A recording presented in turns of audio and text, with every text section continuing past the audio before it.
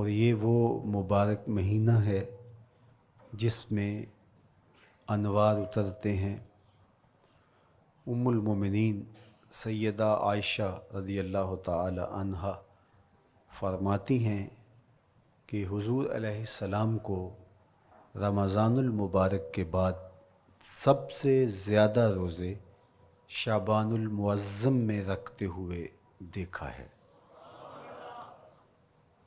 ماہ شعبان میں رمضان المبارک کا شدت سے انتظار کرنا، اس کی ہمیں ترغیب دی گئی ہے، بلکہ رجب کا چاند طلوع ہوتے ہی یہ دعا مانگا کرتے تھے میرے اور آپ کے آقا و مولا کہ اللہ ہمیں شعبان تک اور پھر رمضان المبارک تک پہنچا دے۔ اس مہینے کا آنے والے موسم نور کا استقبال کرنا، اس کے شوق میں بے تابیوں کا اظہار کرنا، یہ اللہ جل شانہ کے ساتھ محبت کی علامت ہے۔ شعبان المعظم کے دن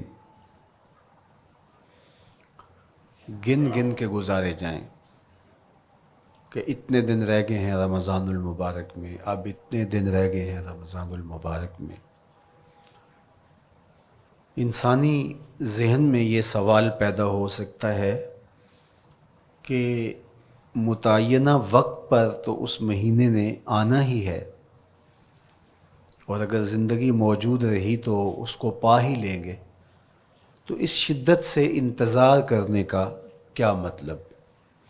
تو اس کا جواب یہ ہے، بیرون ملک سے کسی کے بزرگ نے، والد نے یا کسی کے بیٹے نے آنا ہو تو وہ 2 ماہ قبل ہی آنکھیں فرش راہ کیے ہوتے ہیں اور گن گن کے دن گزار رہے ہوتے ہیں، اور جو ہی لمحے قریب آتے ہیں تو پھر گھڑیاں اور ساعتیں بھی گنی جاتی ہیں۔ بار بار گھڑی دیکھتے ہیں، ابھی تک پہنچے نہیں، جبکہ یہ طے ہے کہ 5:02 پہ فلائٹ اترے گی۔ تو بار بار گھڑی دیکھنے کا مطلب لاہور سے 2 گھنٹے یہاں گجرانوالہ میں پہنچتے ہوئے لگیں گے، لیکن ہر 10 منٹ کے بعد کہ ذرا پتہ کرو کہاں تک پہنچے ہیں۔ کیا مطلب اس کا؟ مطلب اس کا یہ ہے کہ جب سینے میں کسی کا انتظار رکھا ہوا ہو تو پھر بے تابیاں، بے چینیاں، اضطراب موجود ہوتا ہے۔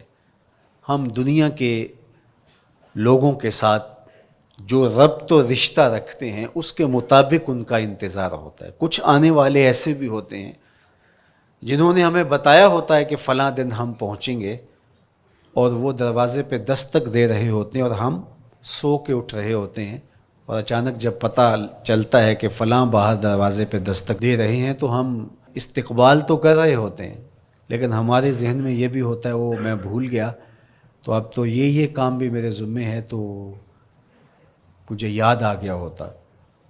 تو جن لوگوں کے لیے دل میں محبتوں کی جگہ ہو تو ان کے لیے پھر سارے کام مؤخر کر کے ان کے استقبال کیے جاتے ہیں۔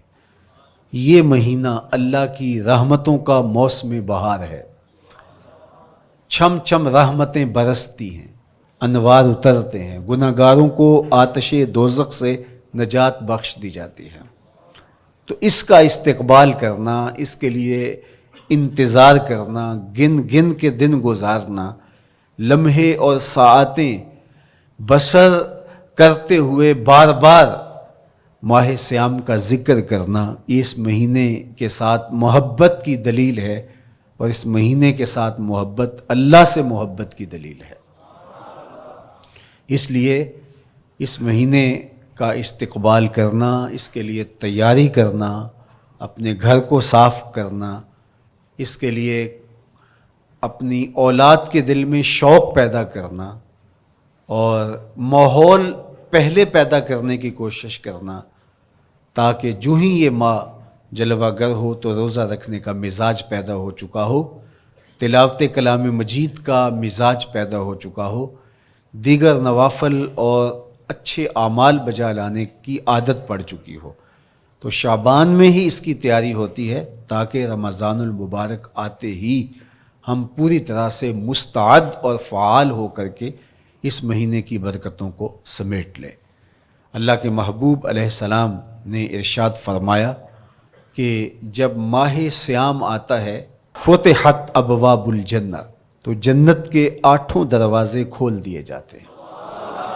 جنت تو اللہ جل شانہ کی کرم نوازیوں کا ایک ایسا خوبصورت منظر ہے کہ آج تک نہ کسی آنکھ نے اس کو دیکھا، نہ کسی کان نے سنا، اور نہ اس کا کوئی تصور کر سکتا ہے، ایسی خوبصورت بنائی ہے۔ وہاں کی ہوائیں جب چلتی ہیں تو گرد نہیں اڑتا، کستوری اڑتی ہے۔ وہاں دودھ کی، شہد کی، مائے معین، کوثر، سلسبیل کی نہریں بہتی ہیں۔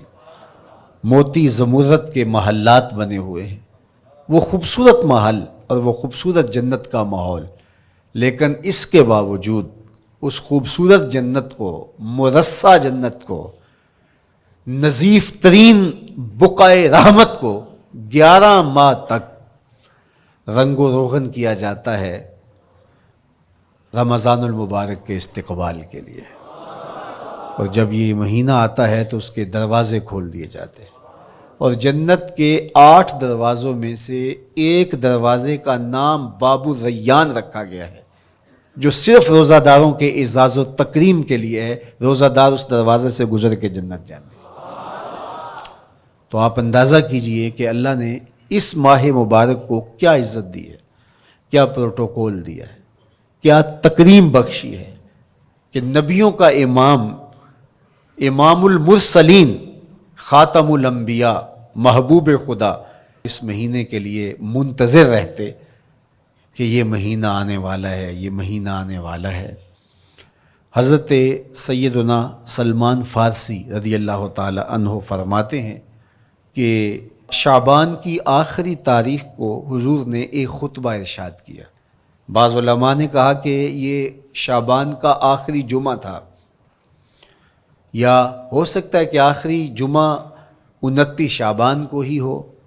تو رمضان المبارک سے قبل حضور نے یہ خطبہ ارشاد کیا، جو مختلف کتب احادیث میں موجود ہے۔ یا ایھا الناس، اے لوگو، قد اظلکم شہر عظیم، اللہ نے تمہارے اوپر ایک بہت پاکیزہ، پر نور، عالی مرتبت مہینہ سایہ فگن کر دیا ہے۔ شہر فیہ لیلۃ خیر من الف شہر، اس مہینے میں ایک ایسی رات ہے جو 1000 مہینے سے بہتر ہے۔ جعل اللہ صیامہ فریدہ و قیام لیلۃ تطوع، اس مہینے کے دن کے روزے فرض قرار دیے گئے اور راتوں کا قیام نفل بنایا گیا۔ تراویح کی صورت کے اندر راتوں کے قیام کا ماحول پیدا ہوتا ہے، صلاۃ اللیل پڑھی جاتی ہے، نوافل پڑھے جاتے ہیں کثرت کے ساتھ۔ یہ اس مہینے کی شانیں ہیں، یہ اس مہینے کی رونقیں ہیں۔ اس مہینے میں اللہ تعالیٰ نے خاص کرم نوازیاں عطا کی ہیں اہل ایمان کو۔ وَمَن تَقَرَّبَ فِيهِ بِخَصْلَةٍ مِّنَ الْخَيْرِ كَانَ كَمَنْ أَدَّى فَرِيضَةً فِيمَا سَوَاهُ، ایک نفل کا ثواب ایک فرض کے برابر اس مہینے میں کر دیا جاتا ہے۔ وَمَنْ أَدَّى فَرِيضَةً كَانَ كَمَنْ أَدَّى 70 فَرِيضَةً فِيمَا سَوَاهُ، اور اگر کوئی ایک فرض ادا کرتا ہے تو اس کو 70 فرائض کا ثواب ملتا ہے۔ اس قدر نیکیوں کا اجر بڑھا دیا جاتا ہے، ان کی قیمت بڑھا دی جاتی ہے اس مہینے میں۔ اور پھر ارشاد فرمایا وَهُوَ شَهْرُ الصَّبْرِ، یہ صبر کا مہینہ ہے۔ ہونے کے باوجود بھی انسان تناول نہیں کرتا، ٹھنڈا میٹھا مشروب میسر ہے اور زبان کانٹا بن گئی، حلق خشک ہو گیا، لیکن اس کے باوجود بھی ایک گھونٹ حلق سے نیچے اتارنے کا روادار نہیں ہوتا۔ وضو کرتے بھی احتیاط کرتا ہے، کوئی قطرہ آب حلق سے نیچے نہ ٹپک جائے۔ تو یہ صبر سکھاتا ہے، جب ہو بھی تو انسان اس سے گریز کرے، تو جب ہوگا نہیں تو پھر انسان صبر کا عادی بن جاتا ہے۔ تو یہ صبر کی عادت ڈالتا ہے۔ یہ شہر الصبر ہے۔ پھر فرمایا والصبر ثوابہ الجنہ، اور سنو صبر کا ثواب جنت ہے۔ جو شخص صابر ہوتا ہے اس کا صلہ جنت کی صورت میں عطا کیا جائے گا۔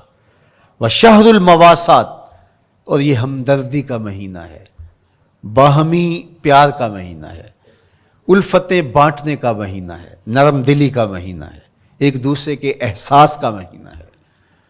جب کوئی شخص بھوک اور پیاس کاٹتا ہے تو اس کو پھر محسوس ہوتا ہے، بالخصوص امراء، کہ بھوک کیا بلا ہوتی ہے، اور جو نان شبینہ کو ترستے ہیں اور جنہیں کھانا میسر نہیں آتا ان کی زندگیاں کتنی تلخ ہوتی ہیں۔